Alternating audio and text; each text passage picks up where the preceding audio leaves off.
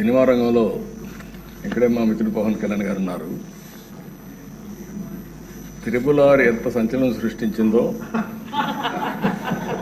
నేటి రాజకీయాల్లో మీ చరిత్ర కూడా అంత సంచలనాన్ని సృష్టించిన దిశ.